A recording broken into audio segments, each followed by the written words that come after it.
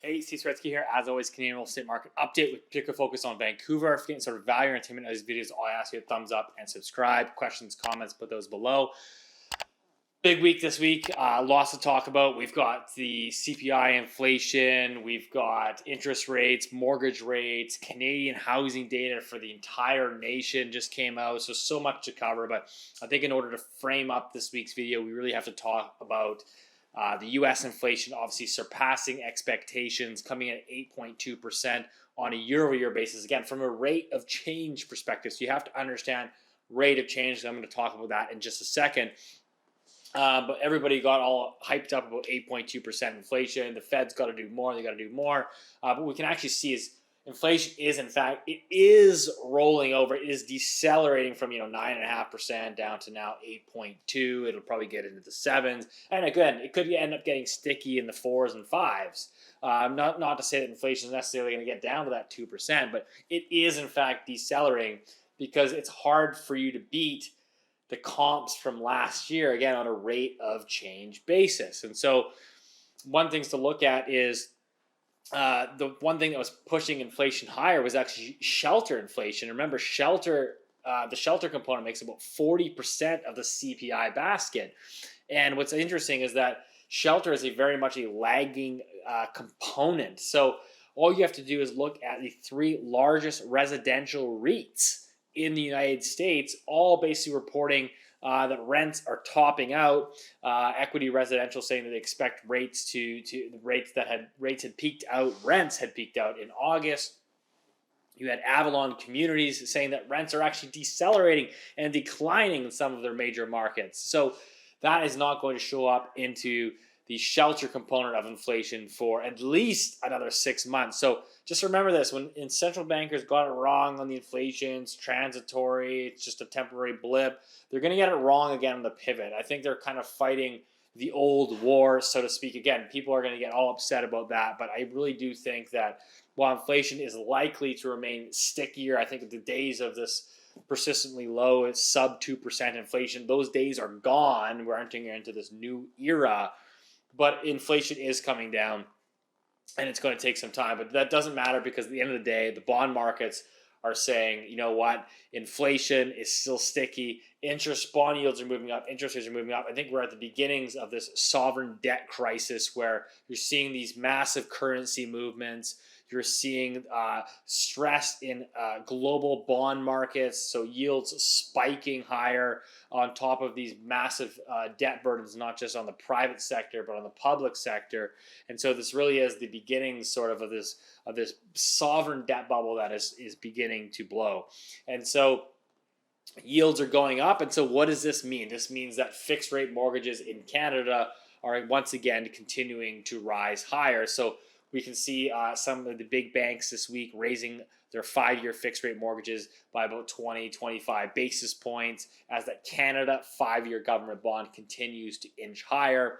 And then we'll see a 50 basis point rate hike from Tiff Macklem on October 26th. Now, Tiff Macklem continues to dive down on his message as well, actually coming out today saying that now is not the time to let your foot off the accelerator, that he's going to continue hiking rates. So again, it's not about what should the Fed do, what should Bank of Canada's Tiff Macklem do. It's just about what are they likely to do. It's not about what I want them to do or what you feel they should do. It's what is the likely outcome here and how do we weigh these probabilities. And the reality is, right or wrong, you're going to get another supersized rate hike and you'll probably get a couple more into the year end. So this is just compounding the pain in financial markets and, of course, for the Canadian housing market. Because what you're ultimately going to be dealing with is come November, you're going to have 6% mortgage rates almost entirely across the board. So your variable rate, if you get a 50 basis point hike from the BOC, pushes you very, very close to 6%. Let's just round up 20 basis points and call it 6%. Your fixed rate mortgages are moving up. You could be looking at 6% mortgages again in November, and a stress test now that you have to pass at 8%. So this is going to create more problems, more pain for a highly levered housing sector. Speaking of which, you can now see that flowing into the national housing data We got the update from the Canadian Real Estate Association, the 7th consecutive month of declining home sales. It was the 10th. It was the lowest home sales on a seasonally adjusted basis in 10 years for the Canadian housing sector. So this is all across the nation. Again, we've talked about on the show, 20-year lows in Vancouver and Toronto for home sales. But again, if we look at it on a seasonally adjusted basis, a 10-year low across the nation.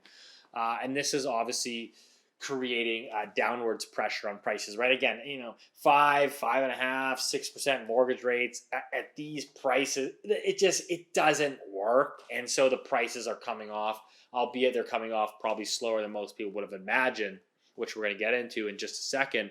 But if we break this down, the National Home Price Index is now down 14% from the peak. Officially, it was in March. We're down 14%, which is the largest decline on record dating back to the index's creation in 2005. So this dwarfs the 08-09 correction, down 14%. 08-09, we dropped about 9%. Now, keep in mind, it's funny, you go and read all these news articles, there's all these misquotes. This is why I say, guys, you have to understand the data, how it's being portrayed, what you're missing. And this is what I try to unpack. I don't get everything right, but this is the one thing we picked up on, was the media keeps reporting an 8% on decline on a national basis. That's using year to date. So you're saying, okay, from January to September, we're down 8%. But yes, but from the peak from March down to September, we're down 14%. So that's telling a different story. And in fact, again, rate of change basis, national home prices are still up. They're still up 3% from last year. So depending on the number that you want to report, you'll get a whole bunch of different sentiment indicators and narratives that start to form.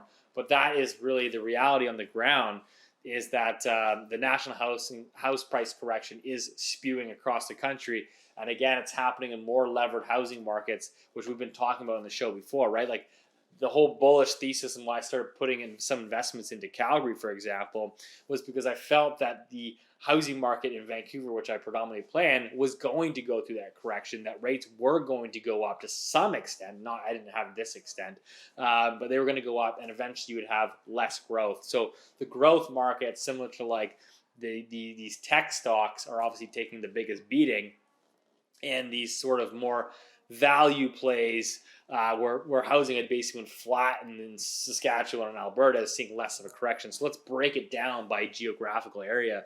The GTA leads the nation in the housing correction by major metropolitans, down 16.8% from the peak, almost 17% from peak in the GTA. Vancouver, where I am here, down 8.5% from peak. Montreal down 8%. Victoria, which historically has always lagged the lower mainland here in Vancouver, is down 5%. So if you're looking to buy in Victoria, all you have to do to front run the market is watch Vancouver. That's usually a very, very good indicator of where things are coming down the pipe for Victoria. And Calgary, again, down 3%. So yeah, off a bit from the peak. But if you look at it, Calgary down 3%, Toronto down basically 17%. You can see where the vulnerabilities lie. Now, looking at this moving forward, what we're seeing now today in the market is the gap, again, between buyers and sellers is extremely wide. Buyers are wanting these price adjustments. Sellers are really digging in their heels. And one of this is seeing some of the buying power that is forming in some of these markets, because if you look here, we have a great chart showing homeowners that own their primary residence free and clear, no debt, no mortgage across some of these major metropolitan areas.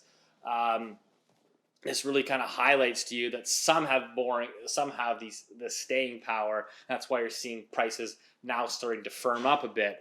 Now, keep in mind, this data does not include secondary investment properties. It doesn't include people that have used, levered home equity lines of credit against their primary residences. But nonetheless, the thesis still stands that there are vulnerabilities for the investors, particularly the people that have floating rate properties, and they floated, 2 or 3 investment properties That's where the vulnerabilities lie. That's where we'll see some of the forced selling.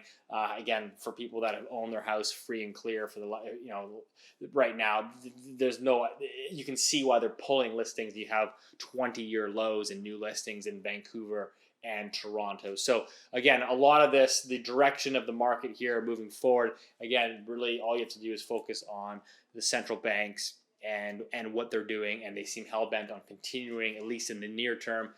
My view continues to be that the data is rolling over. The data that they're using is lagging, similar to on the way up how they missed the inflation print. We all saw it, right? Housing was out of control, rents were accelerating, and you had like shelter inflation up like 3.5%, and everyone's like, well, how do you square that, right? And now it's the same thing. Shelter inflation still going up, yet resale prices declining, and of course rents now topping out, and at least stabilizing from an increase perspective. Rents have basically peaked out in the near term. You're not able to, I think the top in rents was really this summer. I mean, we saw, again, double-digit plus growth in almost every market. So that's kind of how I'm looking at things. Hope that helped. As always, see you next week.